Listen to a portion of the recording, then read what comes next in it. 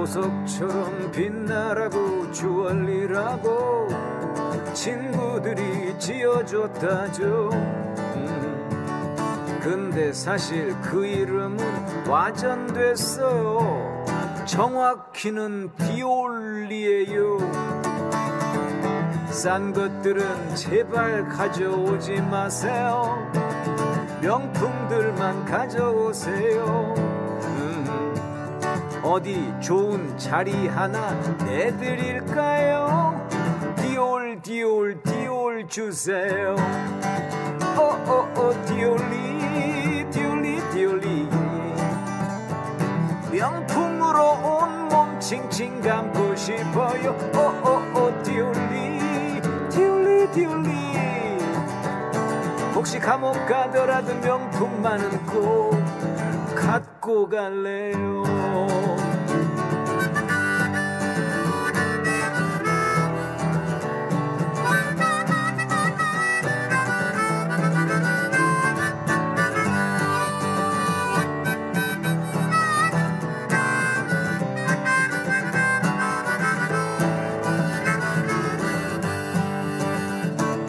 싼 것들은 좀 제발 가져오지 마세요.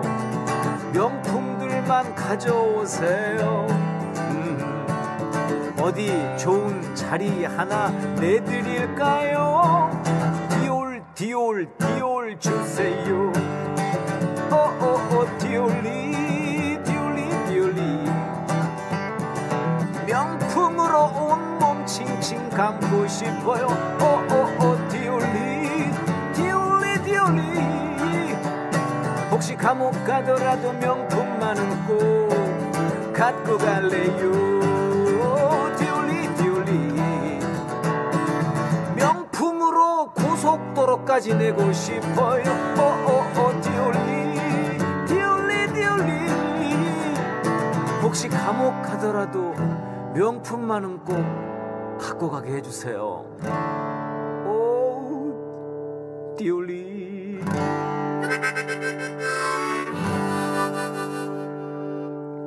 빵에 가요.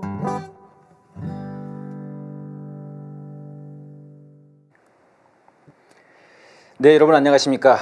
1월도 그 마지막 날입니다. 1월 31일 싸대기 시작하겠습니다. 마리 앙뚜아네트 김건희라고 하는 제목으로 해보겠습니다. 김태형 선생님 안녕하십니까. 안녕하십니까. 예, 이거 뭐 패러디가 많이 들고 있습니다. 네. 이 박근혜 때도 돌았거든요. 네. 마리 앙뚜아네트 이미지가 마리 앙뚜아네트 그 그림 있지 않습니까? 거기에다가 이제 얼굴을 박근혜로 해가지고 뭐 새마을 깃발, 새마을 운동 깃발 같은 거에서 네. 많이 들었는데 지금 김건희 걸로 교체돼가지고 많이 들고 있더라고요. 박근혜보단 김건희가 좀 어울리죠. 더 훨씬 어울리는 것 같아요. 네. 박근혜 좀 어색해요. 이제 약간 좀 사실 또 그때는 네. 박근혜 때는 우리 그 시민사회단체들이 만든 거거든요. 네. 이번에는 아예 김경률이가 맞아요. 걔가 말을 해서 이게 유행된 거지 않습니까? 그렇죠. 김건희가 빡뚜껑 열리고 근데 너무 잘 어울린다. 네, 딱 그 이미지에 맞는 것 같습니다. 예, 알겠습니다. 지금 이제 그래서 이제 뭐 말도 마리 앙투아네트 맞다 이렇게 이제 말을 약간 이제 말장난을 해서 많이 유행을 하고요. 그다음에 이제 이 마리 앙투아네트가 뭐 말도 아주 그냥 뭐 험한 말이랄까. 뭐 했다 안 했다 이런 말이 있던데 그러니까 대중 정서에 전혀 어울리지 않는 네. 사람들을 더 화나게 만드는 분노하게 만드는 빵 없으면은 케이크를 먹지. 네, 진짜로 했다는 말도 있고 네. 아니라는 설도 있지만 네. 그런 류의 말들을 많이 했다는 얘기겠죠. 근데 그 당시 그런 정서가 컸다는 거죠. 그렇죠. 국민들이 봤을 때 너무 네. 우리랑 정서가 다르다. 전혀 우리 네. 국민들 입장을 뭐 이해하지 못한다. 공감하지 못한다. 그래서 말할 때마다 화가 나게 만드는 그런 말을 한 사람이 마리 앙뚜아네트 이름도 어렵네. 네, 그냥 말이 안 통하네 들어가시면 됩니다. 근데 김건희가 이제 그런 케이스다라고 보는 것이죠. 그러니까 뭐 저희 뭐 오늘 썸네일에도 우리 PD님이 만드셨지만 디올백 없으면 샤넬백 들면 되지 않냐. 네, 아무튼 지금 이제 한 달 동안 지금 칩거 중이신데 네. 환장하시겠어요. 답답하겠죠. 정말 답답할 것 같습니다. 사진도 못 찍고. 네. 그거밖에 정리 못 하냐고 막 엄청나게 남편을 팰 것 같은데. 윤석열만 그거 괴로울 것 같아요. 네, 괴롭겠습니다. 집에서 하루 종일 괴롭히지 않겠어요. 네. 급하게 막 서촌 시장도 따라가고 막 그랬는데요. 네. 예, 서촌 시장도 알고 보니까는 한동훈이 먼저 잡은 일정이고 윤석열이 뒤에 그걸 가겠다고 했다고 그러더라고요. 아, 그래요? 일정을 조정해가지고. 그래서 한동훈이 도망을 못 쳤군요. 못 가는 거죠. 아. 꼼짝없이 서 있어야만 했던 겁니다. 꼼짝없이 서 있어야만 했던. 나 또 뭐 자발적으로 둘이 간 줄 알았더니. 아, 그게 아니더라고요. 한동훈이 먼저 가려고 잡아놨는데 대통령실에서 일정을 바꿨답니다. 내가 갈 테니까 거기 꼼짝 말고 있어 거기. 생방송으로 갈 거야. 사실 생방송도 안 된다면서요. 대통령 일정은 생방송을 함부로 할 수가 없다는 겁니다. 네네. 네. 근데 거기서 생방송할 게 뭡니까 진짜? 그 쇼를 하려고. 네. 완전히 우리 뚜껑 열렸죠. 예. 아무튼 이 김건희의 디올백 선생님 외신들이 엄청나게 나왔습니다. 한 1, 2주 사이에 막 쏟아져 나왔죠. 막 쏟아져 나왔어요. 제가 이상한 것은 왜 그전에는 안 내다가 지금 막 나오냐는 겁니다. 이게 디올백의 선생님 한 2달 되지 않았습니까? 꽤 됐죠. 예, 한 2달, 3달 된 것 같은데 네. 왜 이렇게 지금 쏟아져 나오는 거죠? 그러니까 이 외신들이 이렇게 일거에 쏟아낼 때는 기사를 저는 배후나 의도가 있다라고 보는 것이 합리적이라고 생각합니다. 네. 그러니까 사실상 김건희 문제를 약간 음모적인 방식, 비공개 방식으로 계속 압박을 가했어요. 여러 경로를 통해서. 김경률도 그 연장선에 있을 수도 있겠습니다. 저희가 말하는 이제 큰 손이죠. 네, 큰 손이. 근데 이 자식이 말을 안 듣는 거예요. 그렇게 신호를 보냈으면 좀 물러나야 되는데 계속 김건희가 개기는 거죠. 김건희도 개기고 윤석열은 뭐 김건희가 개기면 개기는 거니까. 방법이 없는 거죠. 그러니까 외신에서 안 되겠다. 좀 우리가 직접 압박을 가야 되겠다. 나서서 할 생각은 없었는데 이렇게 말을 안 들으니 우리가 직접 좀 해야 되겠다 하면서 직접적으로 외신을 동원해서 지금 윤석열과 김건희를 치고 있다. 이렇게 이제 봐야 되지 않을까.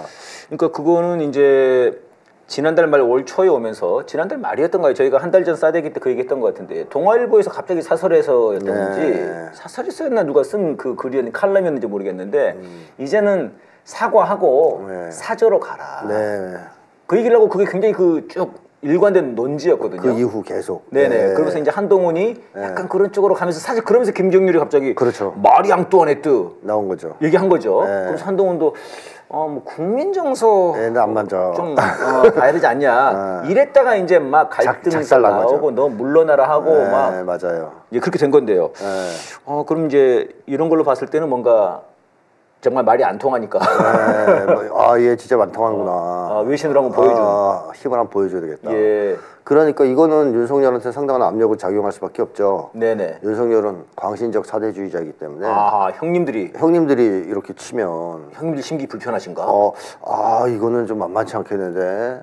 왜냐하면 윗사람한테는 꼼짝 못하니까.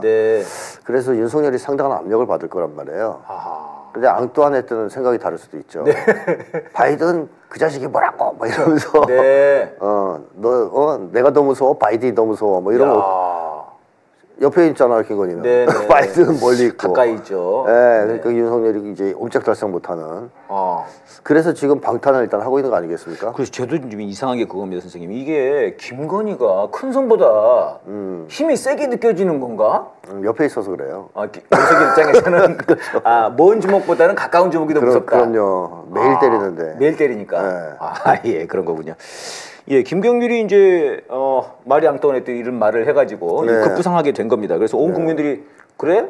그럼 마리 앙뚜아네트가 누구야? 우리도 알고 김건희도 검색해보고 열받아가지고 이제 한동훈 가서 이제 작살내주고 뭐 그런 분위기인데요. 결국은 뭐 마리 앙뚜아네트는 광장에서 이제 단두대 댕거덩 했던데요. 단두대는 이제 사라져서 단두대 처형은 하기 힘드니까 김건희는 그냥 감옥 보내면 될 것 같고요. 그 명품 좋아하잖아요. 그러니까 명품을 갖고 들어갈 수는 없어요. 예외를 인정할 수는 없죠. 그러니까 명품 감옥에 보내면 돼요. 어디가 명품 감옥입니까? 가장 고통스러운 감옥. 악명이 자자한 감옥. 전 세계에서. 감옥이 명품이라고 그러면 뭐예요? 감옥이 가장 견디기 어려운 곳이겠죠. 독방 같은 곳. 독방. 옛날에 독립운동가들 가뒀던 독방 같은데 이런 데 이제 가두면 이 명품이죠. 그게 명품 감옥. 알겠습니다. 그럴 운명으로 지금 치달아 가고 있는 거죠. 이제 아무튼 이 김건희가 상황이라고 봐야 될 것 같은데요. 상황을 놓고 이제 그 아래에서 똘마니들이 막 싸우고 있습니다. 쇼를 하다가 뭐 싸우다가 쇼를 하다가 뭐 이러고 있습니다. 이게 뭐 이제 서천 그 화재 현장에서도 저희가 지난주에 방송을 하면서 말씀드렸습니다만 선생님께서는 이제 이게 불난집에 부채질하면서 고스톱 치는 꼴 아니냐 뭐 그런 얘기를 하셨는데요. 그 뒤에 지금 바로 또 오찬을 했어요. 네. 밥을 처먹었습니다. 네. 제대로 먹었을지 모르죠. 네. 한동안은 못 먹었을 수도 있어요. 아, 계속 머리 박고 있었을까요? 그럴 가능성도 없잖아요, 있죠. 뭐 그건 아무도 모르지만. 네. 뭐 사람들 주변에 쫙 깔린 공개적인 뭐 모임 만남이 아니고 측근 2명하고만 딱 따로 만났다고 하잖아요. 한동훈이 제일 싫어하는 만남이겠죠. 한동훈의 경우 이번에 얘기 들어보니까 대통령실에 처음 갔다 그래요. 근데 최측근 아니에요? 네네. 측근 중에 측근. 그러네요. 근데 왜 처음 가봤지? 그동안 한 번도 안 불렀을까요? 관저로 갔나? 근데 어쨌든 거기 그 룸살롱. 네. 그런 자리에 가면 한동훈은 꼼짝 못 하거든요. 네. 그러니까 저번에 그 화재 현장에서도 90도로 꺾어지는 거 보셨잖아요. 네. 그러니까 그런 식으로 이미 조건화돼 있어요. 네. 조건 반사. 조건 반사가 나와요. 네, 거의. 네. 그렇기 때문에 그 자리에 갔을 때 윤석열 앞에서 뭐 덤비거나 이런 건 전혀 생각할 수 없는 일이고 네. 완전히 찌그러져서 네. 혼났을 것 같아요. 그러니까 윤석열이 뭐 거기서 때렸는지 안 때렸는지 알 수 없는데 네네. 뭐 원산 복격도 시켰을 수도 있고, 네. 뭐 말로 뭐 괴롭혔을 수도 있고, 아니 맛있는 거 자기 혼자 먹으면서 못 먹게 했을 수도 있고. 네. 근데 한동훈이 어쨌든 굉장히 고생을 좀 했을 것이다. 그 시간 동안 한마디로 야 너 죽을래? 뭐 거의 그 급으로 한번 몰아붙이지 않았을까? 네. 그런 예상을 해봅니다. 한동훈 자체는 말한 게 없고 같이 갔던 거 윤재옥? 네, 뭐 그 사람이 말을 했다고 그러는데요. 네.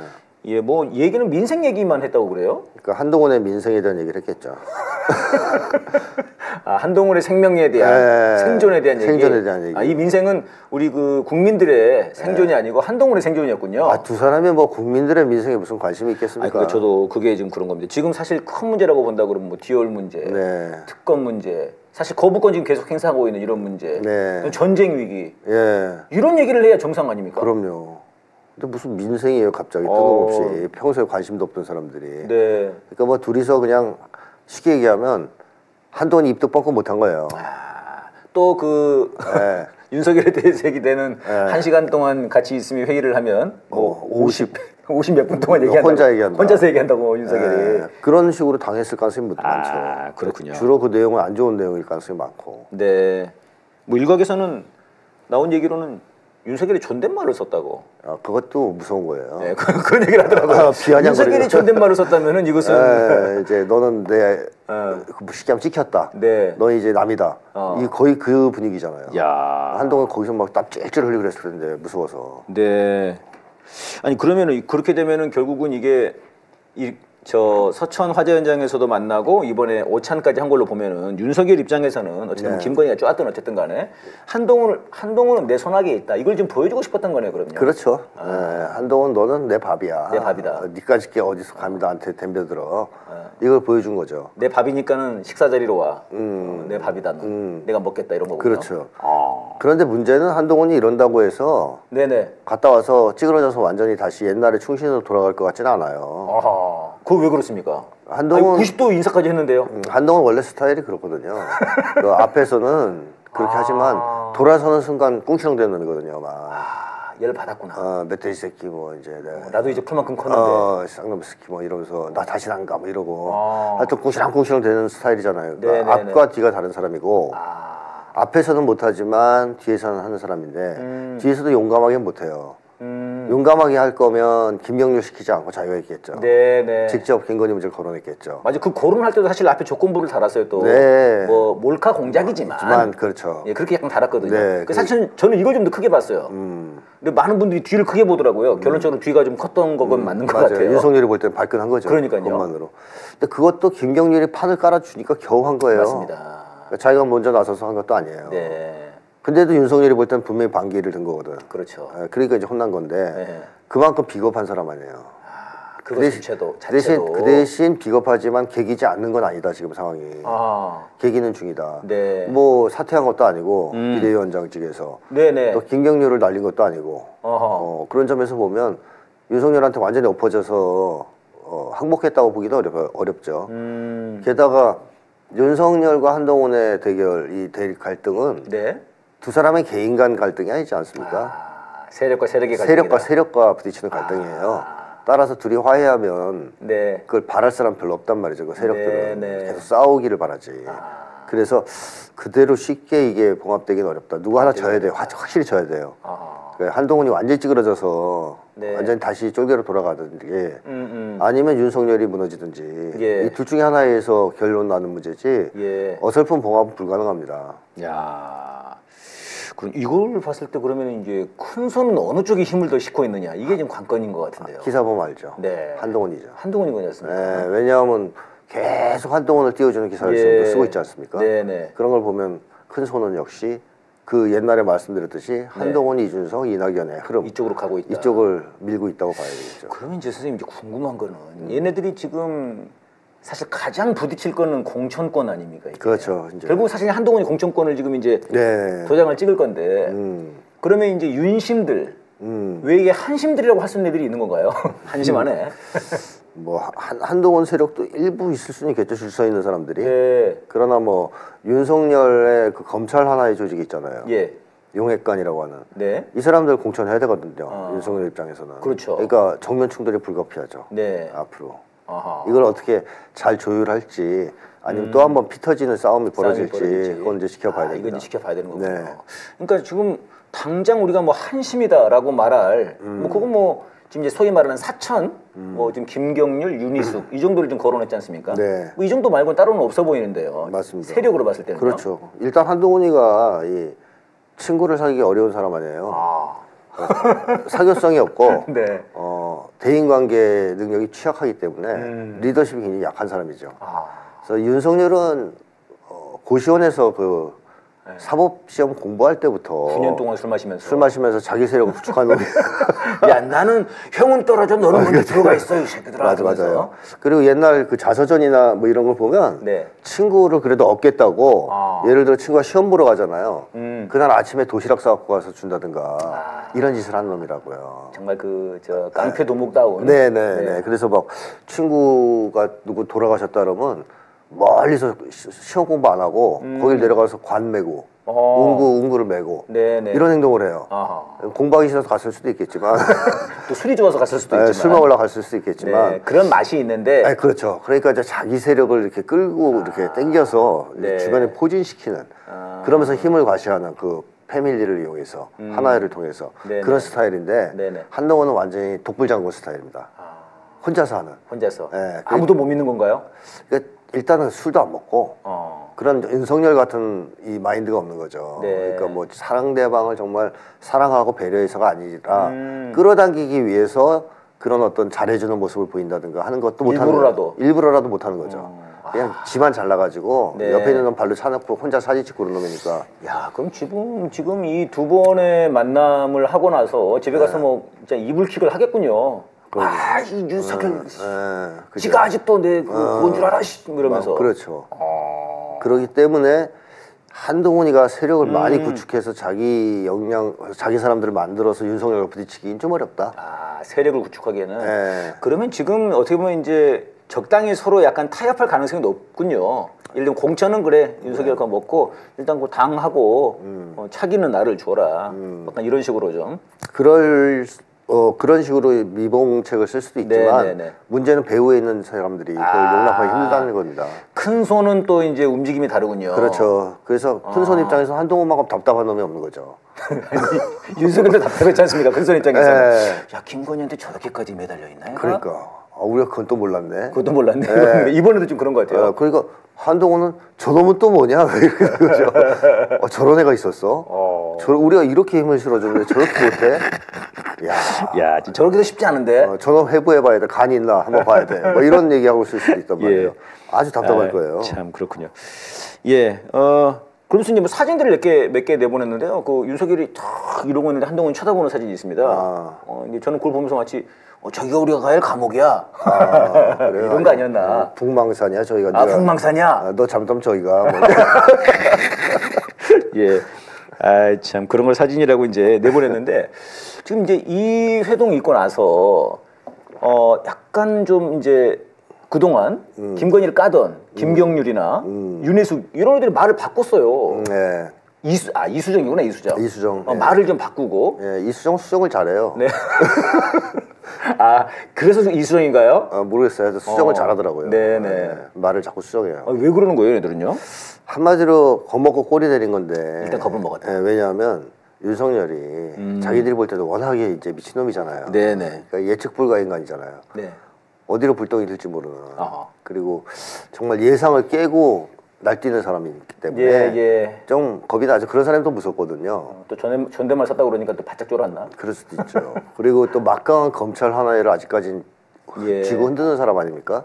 캐비넷도 있고. 네. 그러니까 그런 여러 가지 고려해 봤을 때 우리 대장인 한동훈도 저렇게 빌빌 쌌는데 우리가 뭐 덤태기 쓸 일 있어? 우리도 일단 머리를 좀 이렇게 숙이자. 한동훈만큼 90도는 아니어도 그렇죠. 우리도 좀 한 45도까지는 해줘야 되지 않냐? 조심하자. 왜냐면 한동훈이 지금 우리한테 다 덮어씌우게 생겼다. 그럴 수 있겠네. 이런 생각도 들 수 있죠. 덮어씌울 수 있겠군요. 그렇죠. 저는 아니었고 김병률이. 병률이 저 자식이. 그럴 수도 있겠군요. 근데 그건 좀 이상했어요. 그러니까 지금 이제 그 국힘당에서도 김병률 이제 사퇴시켜라. 네. 뭐 이렇게 얘기를 한단 말입니다. 네네. 근데 이제 한동훈은 약간 안 할 것 같아요. 지금 분위기로는. 버티고 있어요. 제가 이게 궁금해요. 아니 무슨 사이길래 네. 김병률이 그렇게 한동훈하고 그 정도 관계인가? 뭐 친구가 없는데 친구인 척 하나 보죠, 김병률이. 친구가 없을수록 이렇게 한두 명이라도 있으면 매달리는 거 아니겠습니까? 둘이서 뭐 남자라서 통하는 사이라고 얘기했던가요? 네. 근데 한동훈하고 친구가 될 만한 사람 별로 없거든요. 누가 지금까지 저희들이 뭐 이렇게 심리를 분석해봤을 때 만만치 않은 사람인데요. 누가 그 한동훈하고 친구하겠어요. 근데 김병률이 친구가 되어 줬을 수 있죠. 나는 너의 뭐 영원한 친구야 뭐 이러면서. 네. 그 한동훈은 이제 나한테도 친구가 생겼어 뭐 이래가지고 그래 싸고 도는 거일 수도 있죠. 얘는 못 버려. 원래 사람이 없을수록 네네. 극소수의 사람이 생기면 더 매달리는 법이죠. 그래서 아마 자기 사람이라고 생각하고 보호하려고 하는 것 같은데요. 이걸 봐도 한동훈이 완전히 굴복하지 않았다는 게 느껴지는 거죠. 그러니까 이건 그런 거죠. 이제 아까 말씀하신 것처럼 비대위원장도 사퇴를 안 했고요. 그다음에 김경률도 어쨌든 간에 아직 내쫓지는 않고 있는 거지 않습니까? 네. 만약에 앞으로 이런 거 김병률 쳐내고 윤석열 쪽에서 싫어하는 사람 다 쳐낸다 그러면 이제 완전히 항복한 거죠. 그럼 이제 큰 손으로 뒤집어지겠죠. 이것들이 뭐 하자는 거냐. 한동훈 저 자식이. 그럼 정말 날아가겠군요. 날아갔어요. 얘는 안 되겠다. 얘는 안 되겠다. 윤석열로 해서는 안 되겠구나. 얘는. 차라리 그냥 뭐 아예 그냥 국힘은 날리고 그냥 이준석으로 힘 몰아주자 이렇게. 아니 뭐 유승민을 띄워볼까? 뭐 요즘 유승민이 올라가고 있어요. 그런 생각도 할 수 있죠. 그 유승민을 남겨놨어요. 그게 진짜 이상했거든요, 저는. 아니 유승민이랑 원래 이준석은 한 몸이지 않습니까? 뭐 좀 그런 편이죠. 같이 나가야 되는 거지 않습니까? 그러니까 그 수박들 나갈 때 이낙연이랑 다 나갔는데 그 윤영찬이 남았던가요? 그러니까 한 명이 남았잖아요. 근데 이거는 공천 때문에 남았어요. 공천 때문에 남은 거잖아요. 거기 지금 보니까는 다른 후보들 뭐 무주공산 될 것 같아요. 무주공산 될 것 같은가? 여기서 내가 해야지. 지네들끼리 싸우고 있네. 뭐 그런 거, 그러니까 지 이득 때문에 남은 건데. 유승민은 사실 남아서 그럴 게 별로 없어 보였거든요. 저는 이준석으로 당연히 갈 거라고 생각했어요.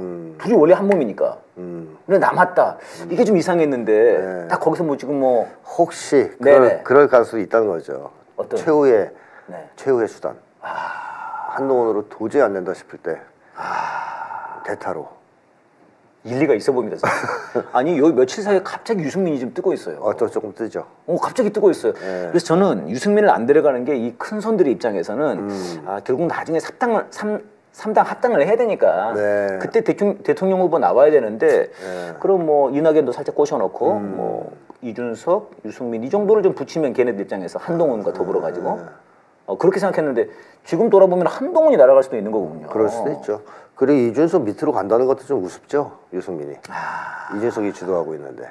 그러네요. 사실 자기가 키운 사람인데 거 밑에 가서 들어가는 모양새가 되잖아요. 지 개인 입장에서도 봐도 그리고 유승민은 배신자라는 꼬리표가 너무 강해요. 한번 나갔기 때문에 자꾸 나가는 걸 주저할 수도 있고 그런 것도 있겠지만 지금 생각해보면 마지막 최후의 수단으로 남겨놨을 수도 있다. 큰 손이. 큰 손에 큰 생각. 큰 생각이 있을 수도 있다.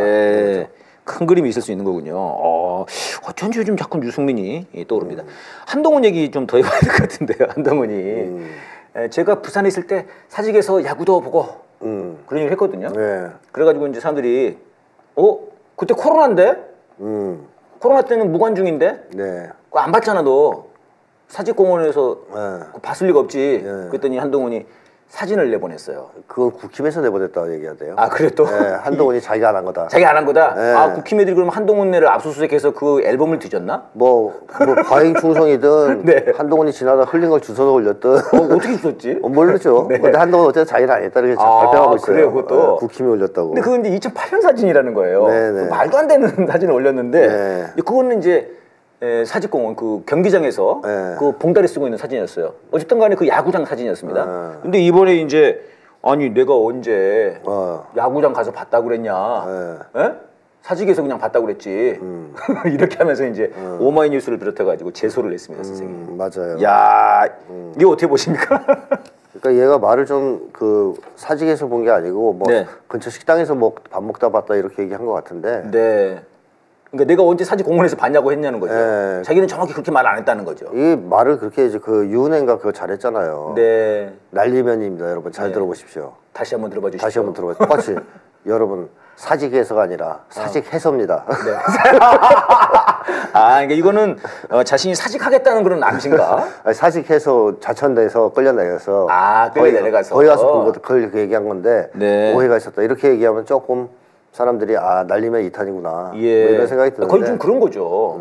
근데 뭐 대도 않는 변명을 하는 거예요. 아니 누가 봐도 잠실 가서 야구 봤다 그러면은 잠실 경기장 가서 야구 본 거지. 그렇죠. 잠실에는 식당에서 본 거예요. 잠실 무슨 뭐 맥주집에서 본 거라고 누가 생각을 하고. 그렇죠. 그렇게 정치인이 어떻게 말을 합니까? 보통 만약에 TV로 봤으면 내가 그때 그 경기를 봤겠냐. TV에서 봤다. 중계 방송을 봤다. 이렇게 얘기하지. 되는데. 잠실에서 봤다 이러면 잠실 경기에서 봤다 그러는 거죠. 아니, 사직에서 봤다 그러면 사직구장에서 본 거죠, 그게. 언론 중재위도 골치 아플 거예요. 아니, 그러면서 이제 한 얘기가 더 재밌습니다, 선생님. 뭐라고 그랬냐면은 심각하게 회복할 수 없는 피해를 입었다. 선생님 이거 좀 심리 분석 좀 해주셔야 돼요. 뭘 심각하게? 얘는 이런 게 심각한 거예요. 쪼잔해요. 이 팩트나 이 작은 거 있잖아요. 작은 거 갖고 싸우는 놈이잖아요. 내가 아는 사람들 중에도 그런 사람이 있어요. 막 대화하다 보면 꼬투리? 아니 또 얘는 나쁜 애는 아닌데 대화하다 보면 야 그게 언제였더라? 그 연도에? 그러면 상관없잖아요. 그냥 뭐 괜찮아 뭐 옛날에 그때 일이겠지 그러면 갑자기 말을 안 하고 그걸 뒤져요. 뒤져가지고 그래 2016년 4월 며칠 어디에서 우리 그때 누구 있었어. 이거를 다 찾아내야 직성이 풀리는 놈이 있더라고요. 그래서 이제 대화하던 거 과정에서 굉장히 답답하죠. 그렇죠. 그 다음 단계로 빨리 넘어가야 되는데. 그 넘어가서 중요한 얘기를 해야 되는데. 약간 이건 시트콤 같네요. 그럼 또 다음 얘기로 넘어가면 그것은 또 몇 년이었더라. 그렇지. 생각 안 나면 또 그거 해요. 딱 한동훈이가 그런 걸 보고 이제 디테일 강박증이라는 표현을 썼던 거 아니에요. 장어에 집착한다고. 얘는 거짓말도 작게 하고 잘게 하고 이 대응도 잘해요. 크게 거짓말도 작게 하고 대응도 좀스럽게 하고 있다. 좀스럽게 한다 이거죠. 아주 짜잘한 걸 걸고 넘어져가지고 싸우고 있는 거 아니에요. 그러니까 그때 발언한 내용을 들어보면은 시원하게 말을 못해요. 그러니까 자꾸 뭘 반복해요 말을. 뭐 사직에서 뭐 약간 이런 식으로 당하고 뭐 송정 해변을 약간 정확하게 이게 대본을 써주긴 써줬는데 안 된 거예요. 당황하니까. 야, 근데 선생님 이거는 이렇게 지가 이런 거를 걸고 든다면 사실 이제 쟤네들은 바이든 날리면 이거 이제 법원에까지 판결됐으니까 자기들이 이겼다고 생각하겠지만 모든 국민이 봤을 땐 진 거 아닙니까? 그렇죠. 근데 이것도 마찬가지 아닙니까? 한동훈 이거는 법정으로 가면 이건 내가 이럴 수는 있겠지만 이길는지는 저는 모르겠습니다만 이건 온 국민이 봤을 때 진짜 쫌생이 같은 새끼. 저런 쫌생이 저거. 그러니까 그걸 못 보는 거죠. 그 큰 그림을. 큰 그림을. 큰 손이 너무 힘들겠는데. 정치인이라면 그 큰 그림을 봐야 되는데 얘는 그 큰 그림을 보는 게 아니고 이 말의 시시비비를 가리는데 목숨 거는 거 아니에요. 이거 얼마나 인간이 쫌스러워요. 정말 쫌스럽게 그지없습니다. 여기서 다음 얘기로 넘어가 보겠습니다. 이태원 참사와 관련된 이 특별법이 통과가 됐는데요. 이걸 거부권을 또 행사를 했습니다. 또 했죠. 9번째인가요? 이게 8번째인가요? 근데 선생님 이제 이게 한동훈이 비대위원장 되고 나서의 아마 이게 처음일 겁니다. 이게. 근데 한동훈이가 이것에 대고 이제 거부권을 건의를 했죠. 그리고 결국은 거부권을 행사했습니다. 그러니까 한동훈도 사실은 완전히 얼마나 나쁜 놈인가. 윤석열 꼬봉이고 네. 아주 나쁜 놈이라는 걸 또 한번 보여준 거죠. 그러니까 실제 그 당시에 이놈들이 마약 수사를 주도했던 것 아닙니까? 그렇죠. 한동훈이랑 그렇죠. 윤석열이 네. 그 자신들이 사실 이제 그 범죄를 덮어버리려고 하는 그런 것 같고요. 야, 근데 이 거부권까지 행사한다는 거 이거는 굉장한 부담이 있을 거라고 생각이 드는데요. 이제 부담 안 되죠. 이제 왜냐하면 너무 계속했기 때문에. 다시 말씀해 주십시오. 계속했기 때문에. 아, 여러 번 했으니까. 한 번 하면 부담돼요. 이게 처음에 한 번 할 때는 의회 뭐 모독이다, 국회 무시다, 민주주의 파괴다, 탄핵 사유다. 한 번 했을 때 그렇게 작사를 했어야 되거든요. 네. 상대방에서. 아하. 근데 한 번, 두 번, 세 번, 네 번 이제는 자기들도 부담 없어요. 9번 정도는? 아, 뭐 어차피 계속한 거 계속하는 거죠. 거부권을 해서 안 하는 게 이제 이상한 거죠. 네, 고시도 9번 했고. 맞습니다. 네, 거부권도 9번 하는군요. 네, 그래서 남발하다 보면 반성화 습성화되고 상대 측도 무감각해져요. 좀. 이제 옛날보다는 그 사람들이 느끼는 게 다르죠. 처음에 거부권 행사했을 때만 해도 엄청 화가 나고, 네. 야, 저런 나쁜 놈을 이랬는데 지금 그냥 그러려니 하는 사람이 많아졌어요. 체념하는. 야, 이거 그게 정말 큰 일인데요. 네, 그래서 이거는 사실상 네네. 권한 남용이란 말이에요. 네네. 거부권을 이렇게 쓰라고 준 게 아니란 말이죠. 거부권 남용이기 때문에 권한 남용이기 때문에 탄핵해야 돼요. 네. 탄핵 사유입니다. 네.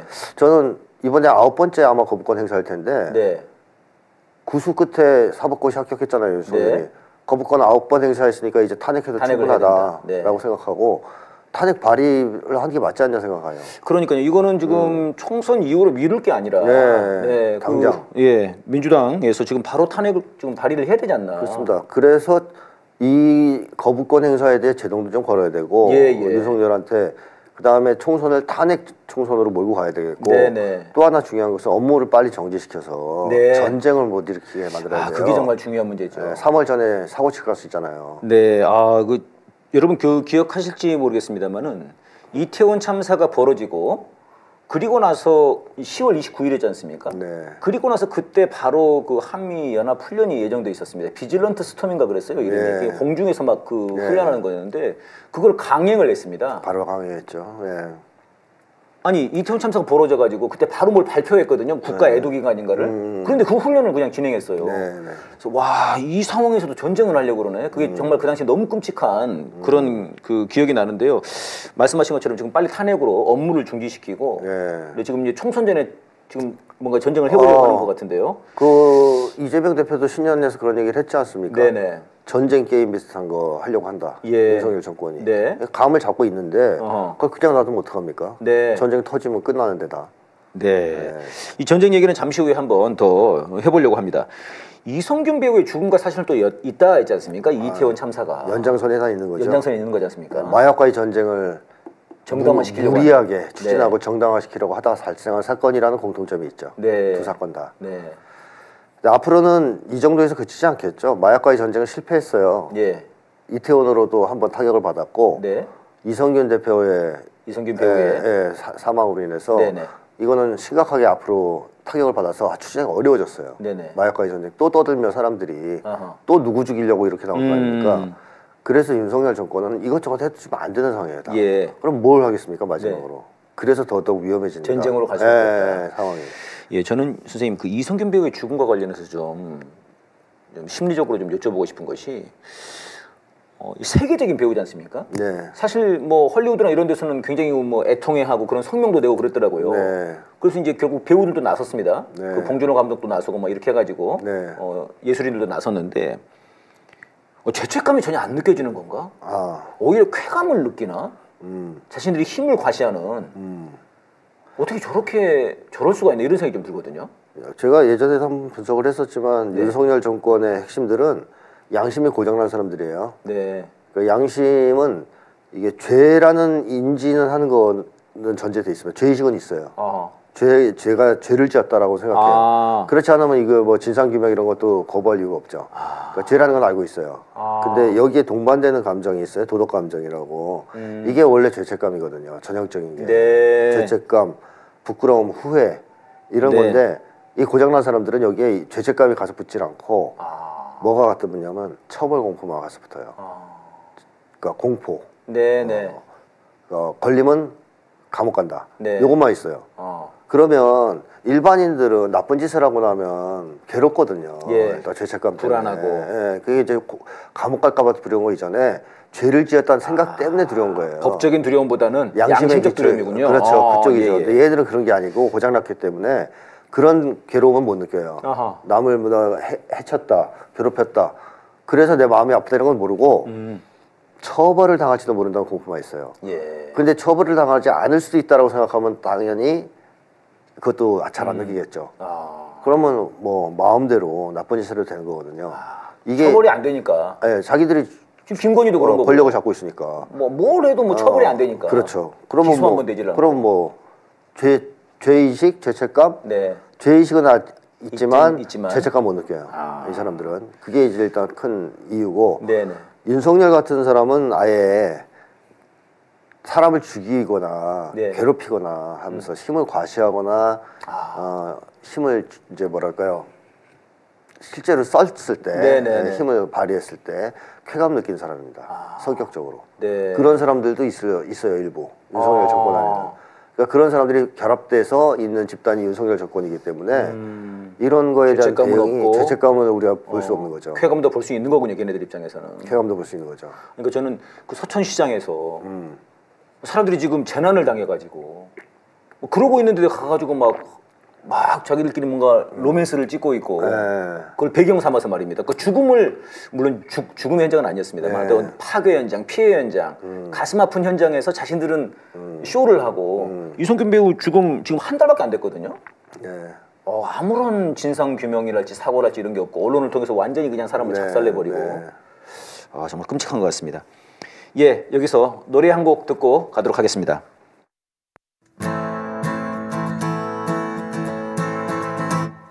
아까운 청춘들 죽어나가도 사과 한마디 없이 사진만 찍는 작자들.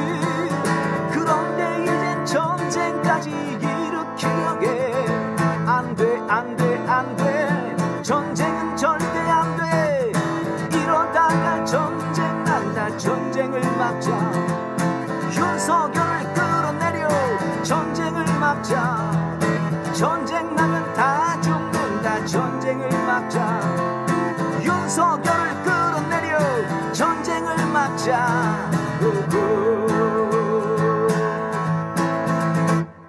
아까운 청춘들 다 죽어나가도 사과 한마디 없이 사진만 찍는 작자들.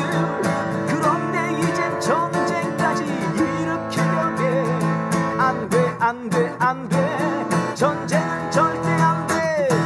이러다가 전쟁 난다. 전쟁을 막자. 윤석열을 끌어내려 전쟁을 막자. 전쟁 나면 다 죽는다. 전쟁을 막자. 윤석열을 끌어내려 전쟁을 막자.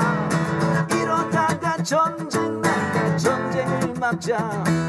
윤석열을 끌어내려 전쟁을 막자. 전쟁 나면 다 죽는다. 전쟁을 막자. 윤석열을 끌어내려 전쟁을 막자. 윤석열 퇴진.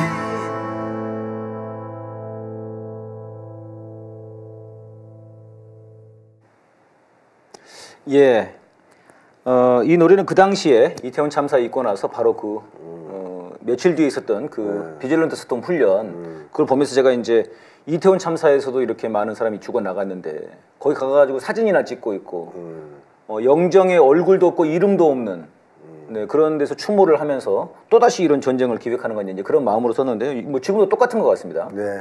윤석열 임기 시작부터 제가 걱정했던 거죠. 결국 하다 안 되면 전쟁을 할 거다. 일으킬 가능성이 매우 높은 인간이다. 지금 이제 거의 그곳으로 계속해서 흘러가고 있는 것 같습니다, 선생님. 점점 전쟁 위기가 높아져서 뭐 어떤 분은 이런 얘기를 해요. 전쟁이 발발하지 않으면 극이 이상하다. 지금 그렇게 다들 얘기를 하더라고요. 발발할 가능성이 높다가 아니고 높다가 정도가 아니고 발발하지 않으면 그게 이상한 거다. 그러니까 이게 일어나지 않는 게 이상하다. 오히려 이 정도까지 얘기하더라고요. 그런 얘기가 나오죠. 그러니까 일어나는 게 지금 정상이다 오히려. 그렇게까지. 근데 이제 그럴 그 가능성들, 그러니까 전쟁의 가능성, 그러니까 전쟁에 대한 준비 이런 건 정말 너무 많이 돼 있지 않습니까? 네. 윤석열이 뭐 후보 시절부터 이미 뭐 주적은 북한이라고 했고 그 대선 토론할 때도 네. 뭐 자위대 안 끌어들일 겁니까? 뭐 자위대 안 들여올 겁니까? 뭐 그래가지고 네. 올 수도 있다. 네네 한미일 완전히 지금 됐고요. 네. 훈련도 지금 엄청납니다, 선생님. 네. 작년 한 해 동안 한 훈련이 2017년 전 정부의 그 한 해 동안 했던 거랑 비교를 해보니까 10배랍니다. 훈련 자체가. 네, 10배. 10배고. 그 1년 내내 했다고 봐야죠. 1년 내내 한 거예요. 네. 그다음에 그 전략자산이라고 하는 참 말이 좋아. 전략자산이 사실 이제 미국 핵무기 아닙니까? 그렇죠. 핵무기를 단 뭐 폭격기 뭐 이런 것들인데 잠수함 이런 거. 전 정부에는 이게 총에서 4번인가 왔답니다. 네. 5년 기간 동안. 5년 동안. 근데 이번에 지금 1년 동안에 그 10배가 왔다는 거예요. 와, 지금 이제 이거는 사실 이제 밖에 있는 우리는 지금 아까 말씀하신 것처럼 약간 어떤 죽음에 대한 이런 거부권에 대한 약간 무감증 이런 게 있는 건데 전쟁에 대해서도 마찬가지고 밖에서는 굉장히 위험하게 본다는 겁니다, 한반도를. 문제는 이렇게 자극하자. 북에서 완전하게 태도를 바꿨잖아요. 작년 말 올해 초 기점으로 해서 남북 관계를 동족 관계가 아니라 적대국 간의 관계, 교정국 간의 관계로 규정을 해버렸단 말이에요. 이러니까 이제 전쟁 위기는 훨씬 더 올라갈 수밖에 없었던 거죠. 이제 이 상황이 아마 사소한 도발을 해도 북쪽이 전면전으로 대답할 가능성이 높아졌다. 그렇게 북에서 발표를 했더만요. 그렇죠. 그렇게 자기들이 말을 작은 했죠. 뭐 불집이라도 뭐 불꽃이라도 튀어도 바로 그냥 전면전으로 가겠다. 미국도 가만 안 놔두겠다. 그렇죠. 이렇게 얘기를 했더라고요.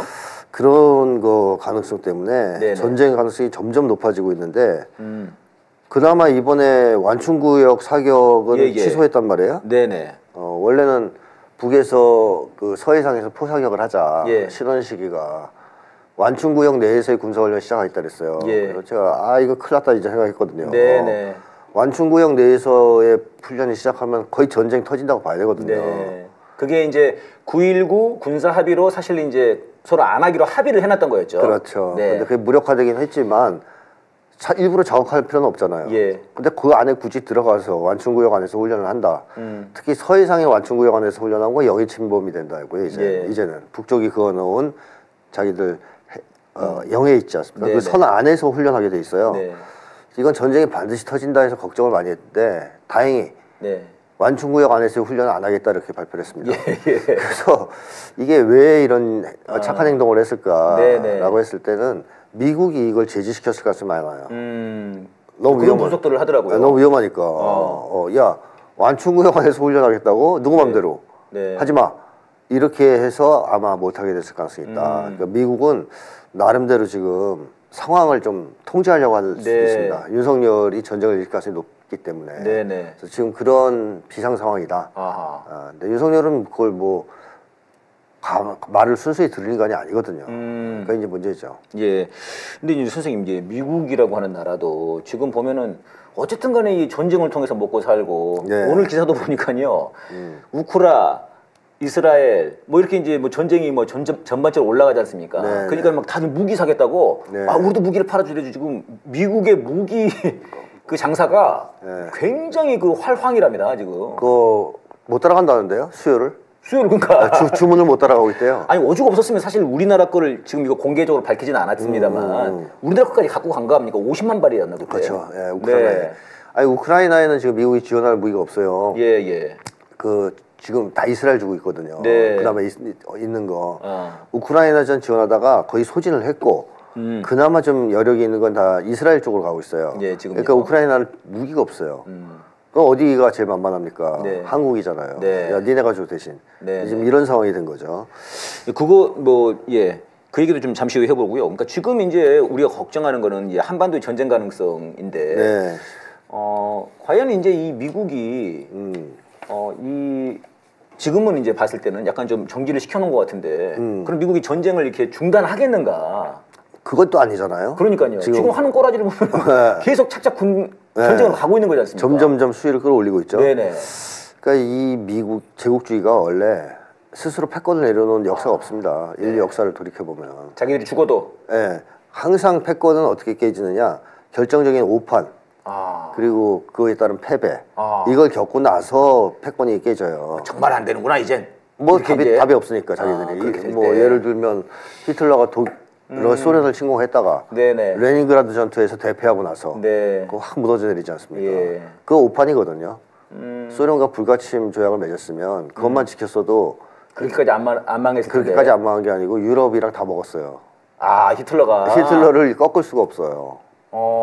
미국은 무서워서 주저주저하고 있었고 유럽은 완전히 히틀러한테 쉽게 하면 게임도 안 됐죠. 그러면 히틀러가 소련 쳐들어가는 바람에 진 거군요. 그렇습니다. 그게 오판이었다. 그게 오판이었죠. 안 들어갔으면 됐죠. 근데 들어간다는 거지 않습니까? 불가침 조약까지 했는데 들어간 거예요. 그러니까요. 그걸 깨고 거기서 지는 바람에 내리막길을 걷게 된 거거든요. 이 전쟁 광대의 특징이지 않습니까? 그렇습니다. 나폴레옹도 비슷하고요. 네네. 나폴레옹도 거기 갔다 주고. 네, 러시아 갔다가. 러시아가 완전히 걔네들 무덤이네요. 그렇죠. 그러니까 러시아를 안 갔으면 다 되는데.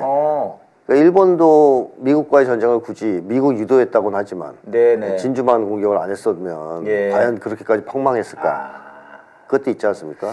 근데 말기에 처하면 패권이 추락하고 위기에 좀 빠질 수도 있고 또 역으로 오만해질 수도 있고 하면서 오판을 하게 되죠. 오판할 수 있다. 네. 그래서 미국이 사실은 우크라이나전도 오판한 거잖아요. 예. 이길 거라고 생각하고 우크라이나를 부추겨가지고 전쟁을 시작한 거 아닙니까? 그때 그러니까 저는 선생님 늘 그 생각이 들거든요. 거기서 하여튼 시 브리지 훈련인가 그런 거를 몇 개국을 데리고 있더라. 엄청나게 데리고 했습니다. 네네. 분위기는 거의 미국이 이길 것 같았어요. 네. 러시아랑 싸우면 미국이 이기겠는데. 맨날 그렇게 큰 소리 쳤죠. 그러니까요. 지금 지금 항공모함이 제주도에 지금 그쪽에 세 대가 와 있답니다. 지금. 네, 남쪽에. 엄청나다는 아니 세 대가 와 있을 것 같지는 아니지 않습니까? 세 개의 항모 집단이 왔다는 건데. 네네. 통상적으로 네 개의 집단이 오면 전쟁 시작이라고 봅니다. 지금 거의 95% 이 정도네요. 그렇죠, 전쟁이. 그렇죠. 그러니까 세 개면 굉장히 많이 온 거죠. 그러면은 이번에 그러니까 미국이 잠깐 접경 지역에서 그건 훈련은 아직은 하지 마라고 한 것 같은데요. 윤석열이랑 신원식한테. 근데 그래도 이걸로 전쟁이 멈춰진 거다 이렇게 말할 수는 없는 거네요. 그렇죠. 그 이유가 뭐냐면 미국이 우크라이나나 이스라엘과 좀 한반도 상황이 다를 수밖에 없는 것이 첫째는 주한미군이 있다는 겁니다. 미국 입장에서 봤을 때. 그러네. 주한미군이 있기 때문에 대리전이 힘들어요. 직접 개입이다. 그러니까 우크라이나전은 미군이 주둔한 게 없으니까 전쟁이 일어나면 우크라이나하고 러시아하고 싸우잖아요. 지금 그런 거죠. 우크라이나 작살 난 거죠. 네, 그래 작살 났잖아요. 근데 여기는 주한미군이 굉장히 많이 있기 때문에 전쟁이 난 초기에 만약에 전쟁이 벌어지면 북쪽에서 주한미군은 공격 안 하고 한국군만 치겠습니까? 주한미군이 더 위험한데 바로 거기 먼저 칠 것 같아요. 거기부터 전술핵을 가지고 공격할 가능성이 높죠. 이번에 훈련한 게 그런 것 같아요. 네, 그 훈련 순항 미사일 훈련. 그건 전략 순항 미사일이니까 괌이나 이런 데 치는 거 훈련한 거예요. 일본이나 괌 이런 데. 근데 하여튼 미군 기지는 그런 거 안 써도 돼요. 그냥 단거리하고 단거리 전술핵 쓰면 돼요. 방사포에도 핵이 달리고 그게 600km가 날아간다더라고요. 그것도 가능하죠. 그거 날아가면 되겠군요. 아니면 북쪽판 회피기 동하는 미사일들도 있으니까 단거리 미사일 아무튼간에 미군 기지는 바로 나간다. 그럼 미국 입장에서는 초장부터 전쟁 개입을 하게 됩니다. 할 수밖에 없는 거네요. 그러면 자기들도 전술핵으로 북을 공격할 가능성이 있잖아요. 근데 전술핵으로 북을 공격하면 북은 바로 본토 공격을 하겠다고 공언을 했죠. 얘기를 한 거죠. 훈련을 여러 차례 했고. 따라서 미국 입장에서는 한반도 전쟁이 개시되면 북미 간의 전면적인 핵전쟁으로 비화할 가능성이 높아요. 미국이 아무리 맛이 갔어도 이건 좀 고민이 되죠. 왜냐하면 핵 떨어지면 워싱턴에 자기들도 다 죽거든요. 그러니까 이건 좀 아닌데 라고 하는 생각이 있을 수 있다는 거죠. 근데 사실은 한 번도 안 떨어져 봤잖아요. 그렇죠. 그러니까 9.11 때 그거 비행기만 한 번 있어봤지. 진짜 지네 나라에 폭탄 한 번 떨어져 본 적이 없는 나라지 않습니까? 그렇습니다. 그러니까는 그래도 설마 쏘겠어 북에서 이런 생각을 할 것 같은데요. 근데 갈팡질팡하는 거네요. 미국이 북은 의지가 있다는 것을 어느 정도 안단 말이죠. 러시아, 중국이랑 달리. 다르다. 왜냐하면 과거에 행적들도 있어요. 진짜로 뭐 배를 잡아간다든가. 푸에블로. 비행기를 쏴서 떨어뜨린다든가. EC-111기처럼. 뭐 연평도에 포를 쏜다든가. 그러니까 미국 입장에서는 유일하게 자기네 나라 본토를 직접 핵으로 공격할 나라가 있다면 북한이라고 생각할 거예요. 또 그렇게 말도 하고 있고. 공언하고 있고. 북에서 재앙을 초래하겠다고 이랬잖아요. 미국한테. 어쨌든 그것 때문에 아마 지금 머리가 아플 것이다. 미국 입장에서는. 그럼 미국 입장에서는 어떻게 할 것이냐. 얘네들이 생각하는 건 제가 볼 땐 그거 같아요. 현재의 충돌은 일단 막고 시간을 좀 끌면서 한미일 군사 동맹을 더 강화하고 이번에 8월 달에 한반도에서 핵 공격을 가정한 네, 전제한 그걸 이미 공개했어요. 그걸 훈련하겠다고. 그런 대규모 핵전쟁 연습을 할 거란 말이죠. 이런 걸 충분히 해서 북을 압도할 수 있다, 우리가 이길 수 있다라고 판단될 때까지 시간을 좀 끌려갈 것 같아요. 시간을 좀 끄는 거다. 그래서 이제 나중에 때를 봐서 전쟁을 때가 되면 전쟁을 하려고. 근데 문제는 그거죠. 북한이 바보가 아니라는 거죠. 그걸 가만히 보고 앉아서 기다리겠냐는 거예요. 그래, 니네 힘 잘 그렇게 키우도록 해. 3단 합체 잘 하고. 우리 공격할 때까지 우리는 그냥 가만히 있을게. 이럴 거냐고요. 지금 그러지 않겠다는 선언인 거죠? 그걸 선언한 거잖아요. 연말 연초에 가만두지 않겠다. 너희들이 이런 식으로 계속 몰아가는데 우리는 여기 맞대응할 수밖에 없다라는 거잖아요. 그래서 미국이 이런 상황을 계속 유지하기 좀 힘들 것 같다. 이런 생각이 들고. 그렇다면 이제 둘 중에 하나입니다. 주한미군 빼든가요. 아니면은 북과 전격적으로 협상을 하든가. 평화 협상을 하든가. 아니면은 미친 듯이 한번 전쟁을 해보는가. 그러니까 저는 이게 지금 미국이 전쟁을 포기 혹은 뭐 이제 좀 물러서고 많은 그 우리 국민분들이 분석가들도 그러길 바라니까 그렇게 분석을 하거든요. 지금 저 접경 지역에서 훈련을 못하게 한 거 이건 다 미국이 지금 전쟁을 좀 두려워해서 지금 안 하는 거 이렇게 얘기를 하는데 아니 그럴 거였으면 항공모함 세대나 여기 갖다 놓을 이유가 없고 훈련을 할 이유가 없지 않습니까? 당장 한미 훈련을 중단하고 올해는 한미 훈련 하지 말자. 그렇죠. 이러면 되는데 지금 뭐 2배, 3배, 10배를 하고 있으니까요. 맞습니다. 이거는 전쟁을 포기하지 못한 건데. 8월 달에는 아예 핵 전쟁 연습을 하려고 지금 계획을 잡아놨고 그걸 북에서도 연설에서 얘기했어요. 8월 달에 그거 하려고 하는 거 아니냐. 세계 면전에다가 얘기하지 않았냐. 가만두지 않겠다는 얘기죠. 그래서 지금 미국 내에서도 주한미군을 빼야 된다는 얘기가 나와요. 그 안에서요? 미국 내에서도. 위험하다. 그러니까 주한미군이 노골적으로 주한미군이 지금 중동이 바쁘니까 중동 쪽으로 보내야지 지금. 명분이 좋네. 그렇죠. 마치 그 우크라이나에 보내려고 했던 포탄, 지금 이스라엘에 보내야 돼. 미안해, 니네는 못 줘, 젤렌스키. 이놈 시키 안 되겠다 너는. 그런 것처럼. 급한데 지금 중동이. 중동으로 꼭 한반도에 묶여 있을 필요가 있냐. 근데 만약에 주한미군을 빼면 대리전 시킬 수가 있다고 볼 수 있죠. 빼서 대리전으로 빼고 자기들은 빠지는 거예요. 한반도에서 일단 빠지고 이거는 우리랑 상관없어. 윤석열이 한 짓이야. 그걸 한번 이제 붙여보고 이기면 좋고 저도 뭐 자기들하고 상관없는 거잖아요. 그런 생각을 죽으면 윤석열이 죽으니까. 그런 식으로 생각할 수도 있어요. 전쟁이라도 거기서 난다. 거기서. 그게 이제 트럼프가 한 얘기였죠. 그렇죠. 그러니까 그래서 트럼프도 빼려고 그러는 거예요. 주한미군. 터져도 그러면 주한미군 없으면 되지 않냐.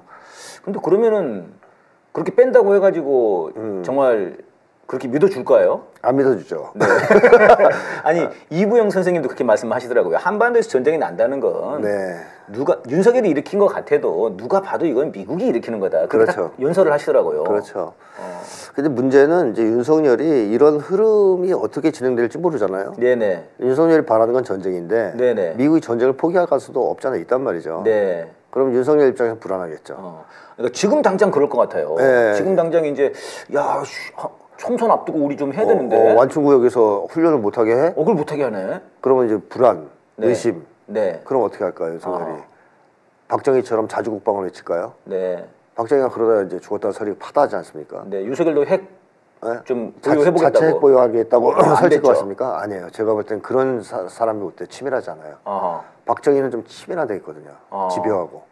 그러니까 미국의 소나기에서 벗어나서 독자 노선을 걸어보겠다는 생각을 꿈꿨는데 권력 기반도 상당히 공고했고 그 당시에는 근데 윤석열은 좀 다르단 말입니다. 그래서 윤석열은 진짜 좌충우돌이고 힘을 과시하고 싶어서 안달이 나 있는 사람이고 이러기 때문에 사고 칠 가능성이 매우 높아요.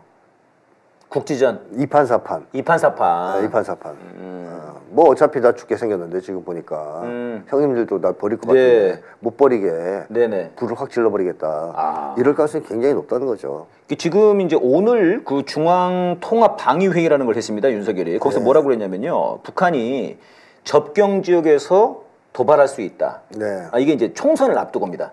총선을 앞두고 이제 그렇게 선거를 개입할 수 있다. 그래서 접경 지역에서 도발할 수 있고 가짜 뉴스 같은 걸 할 수 있다. 이렇게 얘기를 했고요. 그 몇 주 된 것 같은데요. 한 2주 정도 됐는지 신원식이가 그런 얘기를 했습니다. 북한이 선거 개입을 할 수 있고 지대공 미사일을 쏠 수 있다. 이런 얘기를 했고요. 국정원에서도 이렇게 말을 했던 것 같아요. 그러니까 이렇게 봤을 때는 윤석열, 신원식, 국정원 이거는 다 종합해보면 네.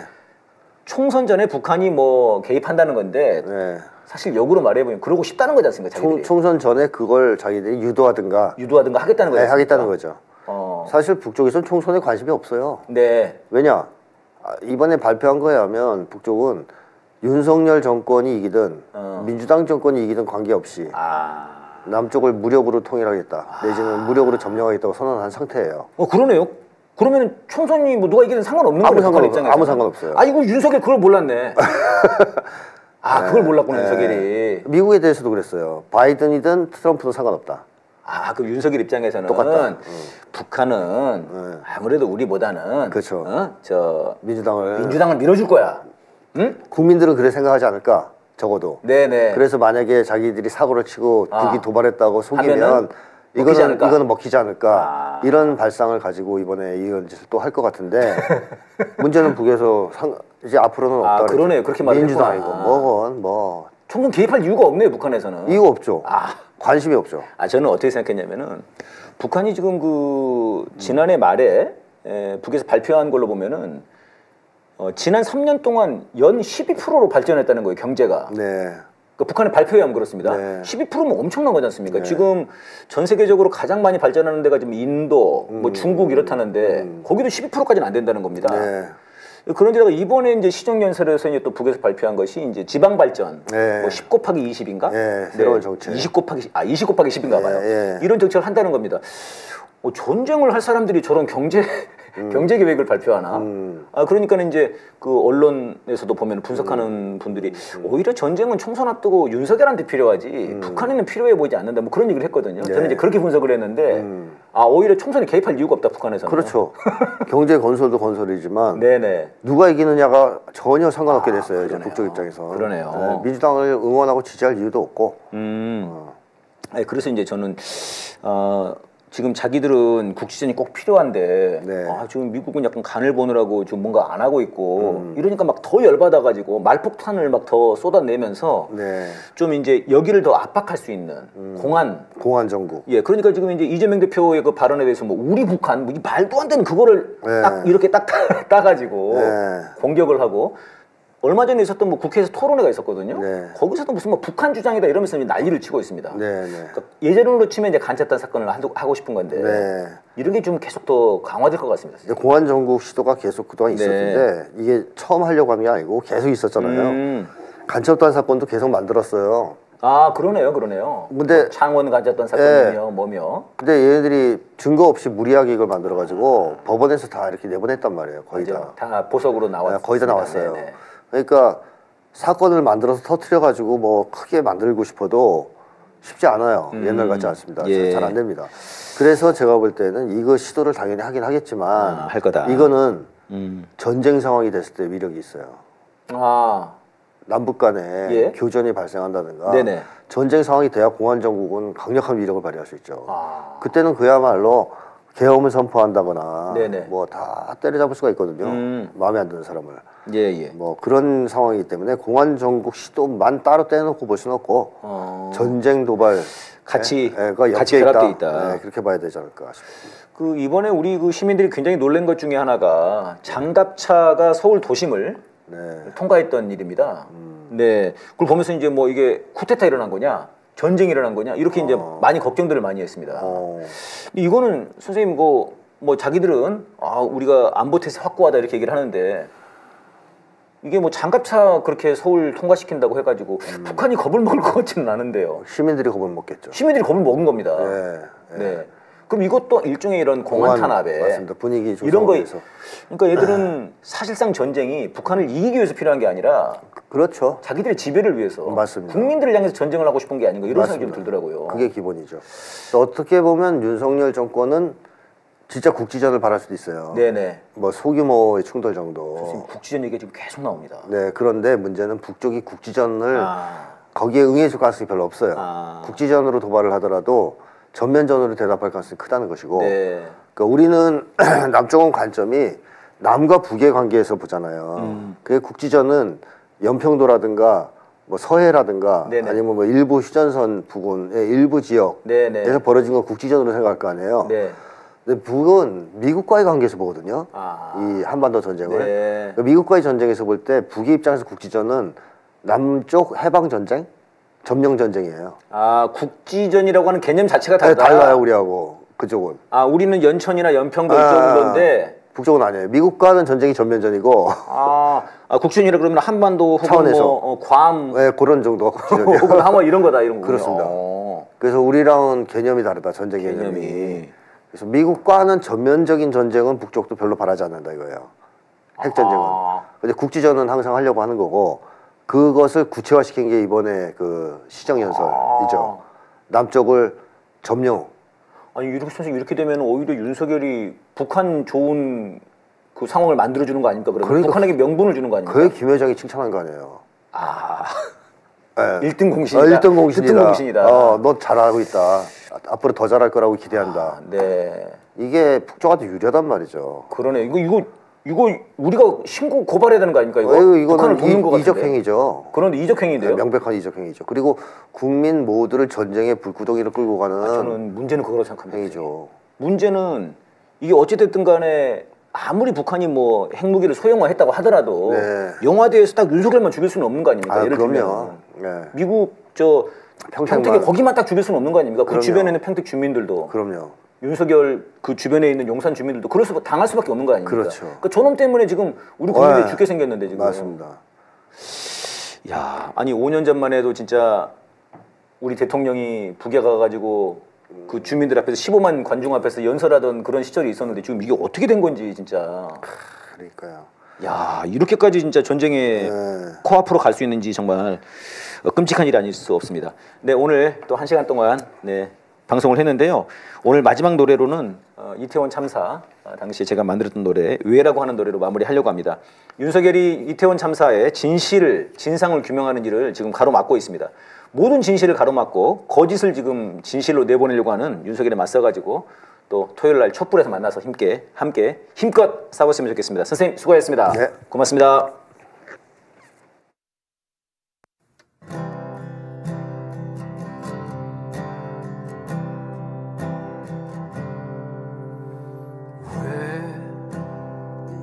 자식들이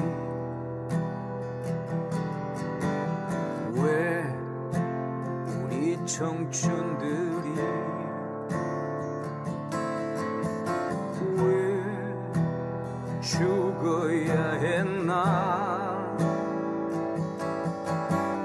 왜 도대체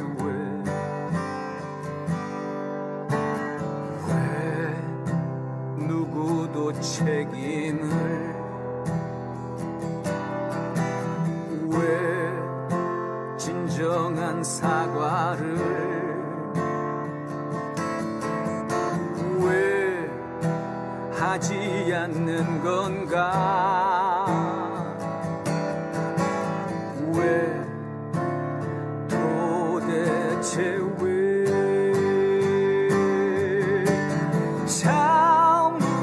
수가 없어 견딜 수가 없어